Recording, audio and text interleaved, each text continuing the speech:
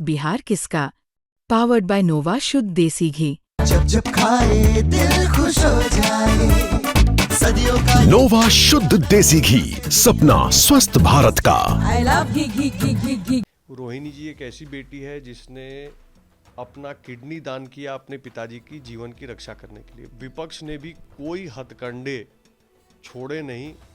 बिहार की जनता ने पूरी तरह से जंगल राज को नकारा है, जंगल राज ना आने देने का निर्णय लिया है। ये बात जरूर है कि तेज प्रताप यादव भी भारतीय हैं, हिंदूवादी सोच के व्यक्ति हैं। लगता है कि 2-4 करोड़ रुपया सरकार 2-4 करोड़ आदमी को सरकारी नौकरी देने का वादा कर दिया होगा। सामने से कोई आकर पॉलिटिकल वर्कर इस पार्टी से जुड़ना चाहता है, अपनी ऐसी इच्छा व्यक्त करता है, तो उसका सदस्यता लेने का एक स्पष्ट और सीधा व्यवस्था है।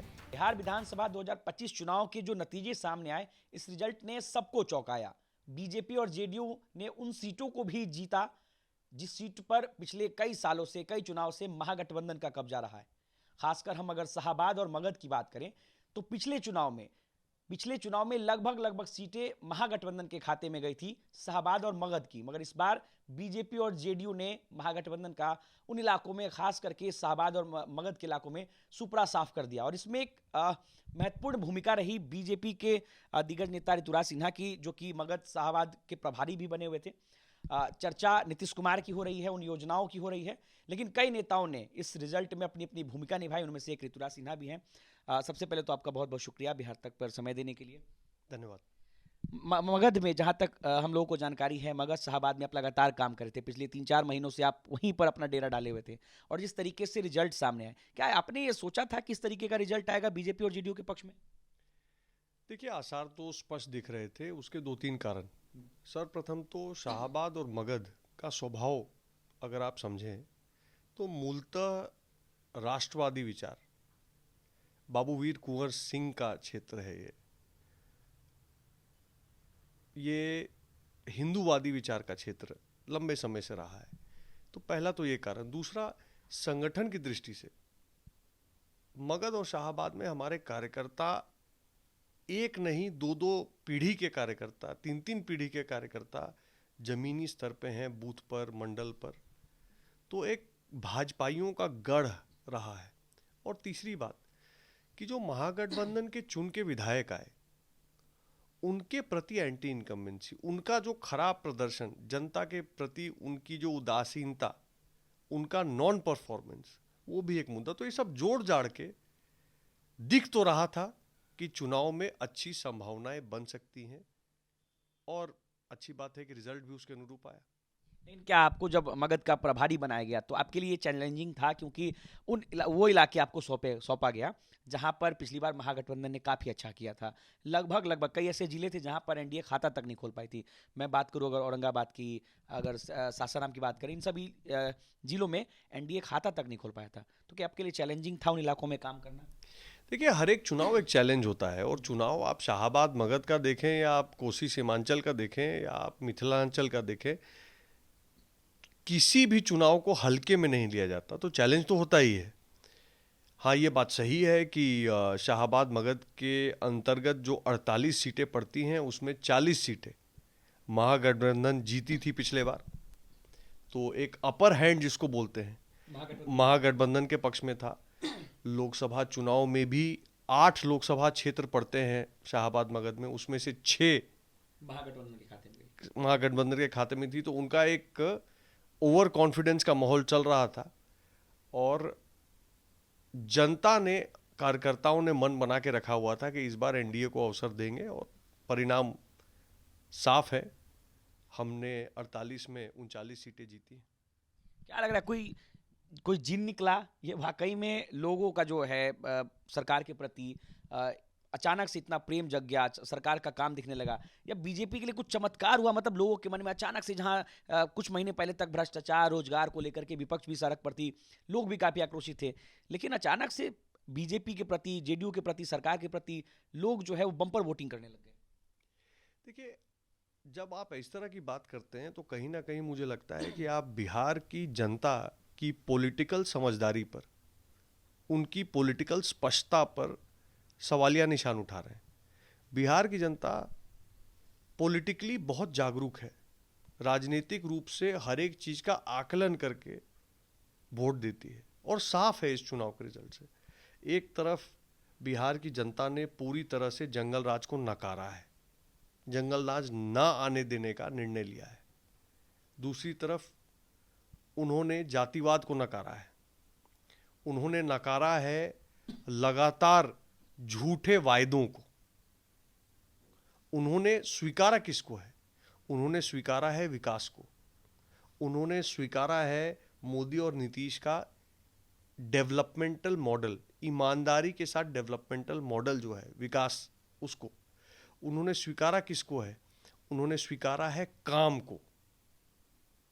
तो कुल मिला के बिहार की राजनीतिक जनता जो है, राजनीतिक सूझबूझ जनता की ऐसी हमेशा से रही है कि कोई कंफ्यूजन नहीं है। एक तरफा मैंडेट एनडीए को दिया है और जिम्मेवारी दी है कि अब मोदी जी, नीतीश जी ही बिहार को विकसित भारत का अंग बनाने का काम करे, ऐसा उनको निर्देश दिया है।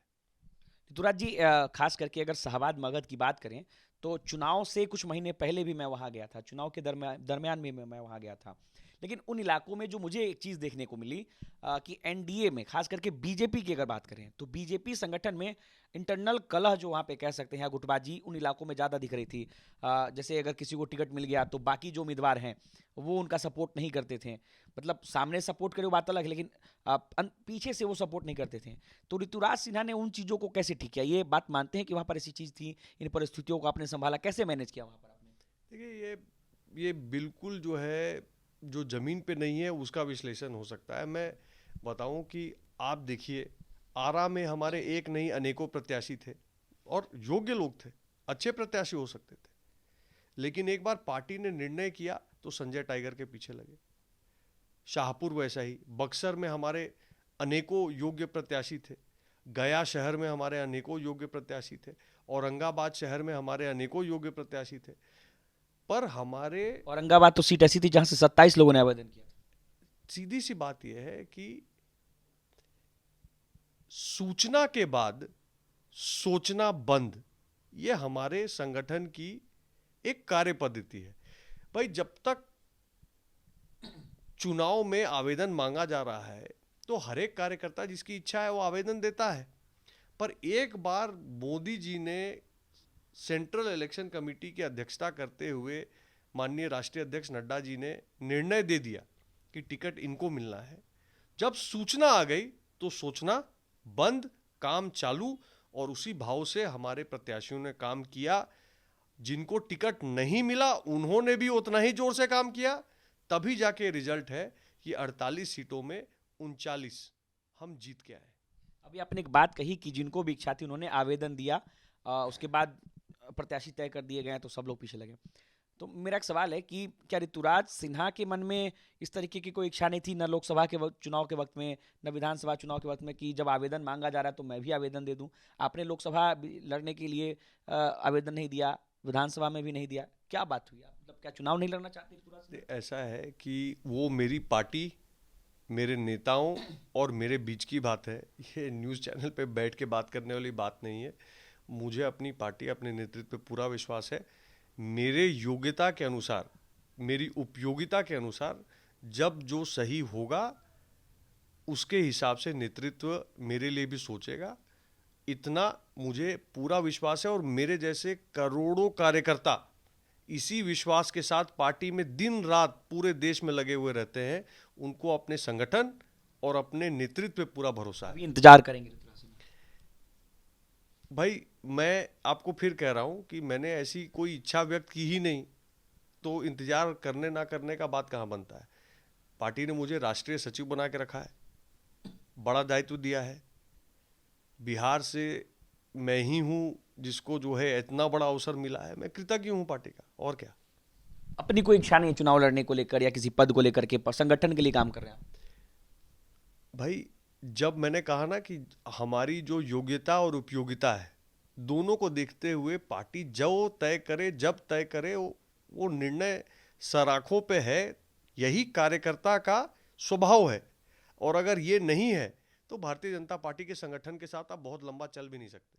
विपक्ष को लेकर के भी हम लोग कुछ बातचीत कर लेते हैं। जिस तरीके से नतीजे सामने आए, विपक्ष ने आप लोगों को बधाई भी दिया, लेकिन साथ ही साथ विपक्ष के तमाम नेता ये आरोप जरूर लगाते हैं कि पहले रात के अंधेरे में जो है पैसे बांटे जाते थे वोट के लिए, लेकिन अब दिन के उजाले में सरकार ने रेबड़ियां बांटी और रिजल्ट जो है सबके सामने है। खिसियानी बिल्ली खंबा नोचे, ये कहावत लागू होती है उन पे। सीधी सी बात है कि विपक्ष ने भी कोई हथकंडे छोड़े नहीं। जितने प्रकार के लोक लुभावन वायदे हो सकते थे, जितनी घोषणाएं हो सकती थी, मतलब मुझे तो लगता है कि 2-4 करोड़ रुपया सरकार 2-4 करोड़ आदमी को सरकारी नौकरी देने का वादा कर दिया होगा उन लोगों ने। उसके बाद भी जब उनकी दाल नहीं गली तो कुछ तो बोलना पड़ेगा ना। तो बोल रहे हैं, बोलने दीजिए, उनका अधिकार है। क्या लगता है, तेजस्वी यादव विपक्ष के सबसे बड़े नेता, मुख्यमंत्री कैंडिडेट थे, उनके परिवार में जिस तरीके से एक के बाद उनके परिवार टूट रहे हैं, पहले उनकी पार्टी ने उनके भाई को बाहर कर दिया पार्टी से, आज उनकी बहन ने खुद ये ट्वीट किया कि वो परिवार और पार्टी से नाता तोड़ रही हैं। क्या लगता है, जिस तरीके से चुनाव में तो उनको हार मिला ही, परिवार भी टूट रहा है? देखिए, हम राजनीतिक विरोधी भले हो सकते हैं, पर माननीय लालू जी का परिवार मेरा परिवार भी है।